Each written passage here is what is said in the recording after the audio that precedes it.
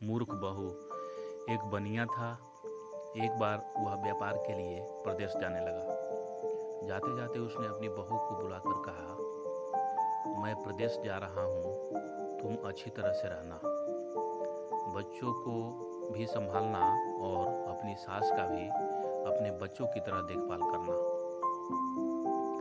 याद रखना, माँ से कोई काम मत करवाना।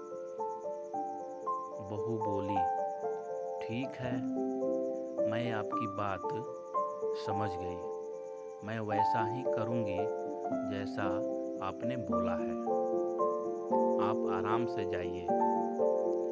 बनिया तो चला गया। बहू ने दूसरे ही दिन माँ जी से कह दिया, माँ जी, आपके बेटे मुझसे कह के गए हैं कि माँ को अपने बच्चों की तरह संभालना और उनको कोई काम मत करने देना। अब आप घर का कोई काम मत कीजिए, आप तो इन बच्चों के साथ खेलिए, खाइए और मौज कीजिए। माँ जी गहरे सोच में पड़ गई। फिर बोली, ठीक है बहू, अब मैं ऐसा ही करूँगी। कुछ दिनों के बाद बहू ने अपनी बेटी का कान छिदवाया। उस समय बहू को अपने पति की बात याद आ गई कि माँ को भी बच्चों की तरह ही संभालना है। इसलिए बहू ने माँ जी के कान छिदवाने की बात सोची। उसने कहा, माँ जी, चलिए कान छिदवाने। सुनकर माँ जी घबरा उठी। उन्होंने बहू से कहा, बहू, मुझे अपने कान नहीं छिदवाने हैं, क्या अब इस बुढ़ापे में मैं कान छिदवाऊं?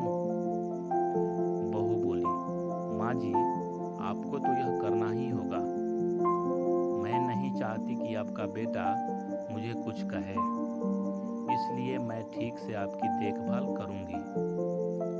मेरी दोनों आंखें बराबर हैं, जैसी लड़की है वैसी ही आप भी हैं।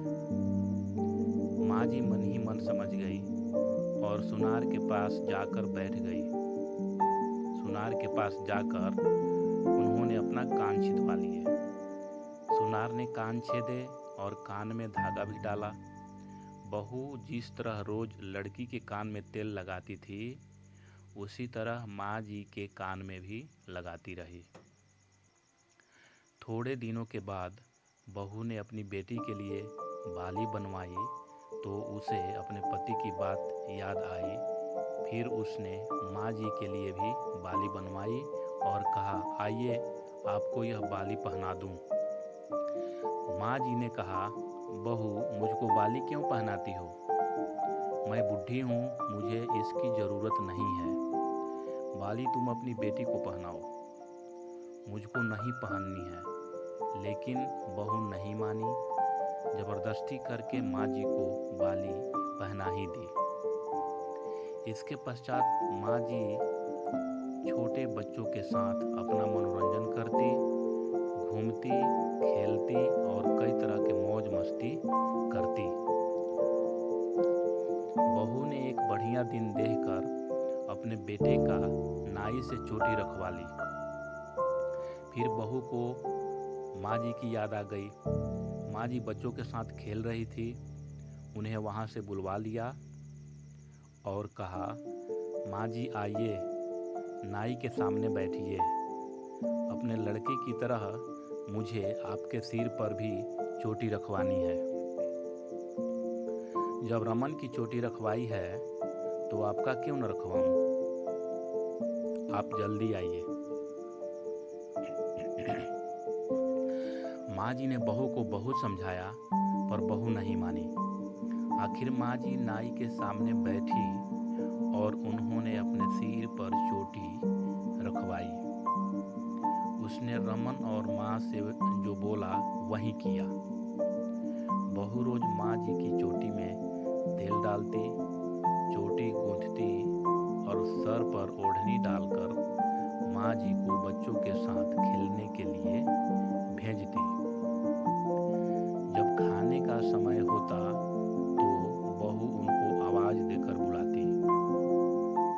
बहू रोज ऐसे ही करती। जब उसका पति घर वापस आया तो सबसे पहले उसने बहू से माँ के बारे में पूछा कि माँ कैसी है और कहाँ है, मुझे उनसे आशीर्वाद लेना है। बहू ने बताया, माँ जी तो बच्चों के साथ खेल रही है, यहीं कहीं होगी, आ जाएगी। पति बोला, क्या माँ गली में खेलने गई है? गली में तो बच्चे खेलते हैं, क्या बूढ़ी माँ कहीं खेलने जाती है? बहू ने कहा, मैं तो माँ को खेलने भेजती हूँ, आप ही ने तो कहा था कि माँ को बच्चों की तरह रखना।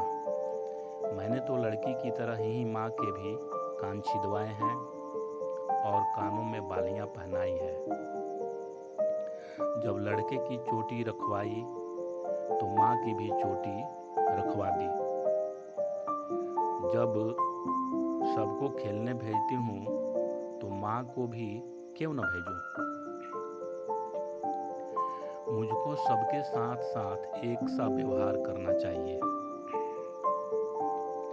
पति समझ गया कि उसकी मूर्ख पत्नी की अकल का दिवाला निकल गया है। बाद में पति के कहने पर उसने माँ को पुकारा। माँ जी गली से खेलती खेलती आई और अपने बेटे को देखकर उसकी आंखों में आंसू भर आए। माँ की हालत देखकर बेटा भी दुखी हो गया। पत्नी की मूर्खता के लिए बेटे ने माँ से माफ़ी मांगी और पत्नी को बड़ी उल्टी सीधी सुनाई। तो ये रही कहानी दोस्तों। आप लोग कमेंट करके बताइएगा कि ये कहानी आपको कैसी लगी। और friends, please subscribe my channel and press the bell icon for the next videos. Thank you for watching friends.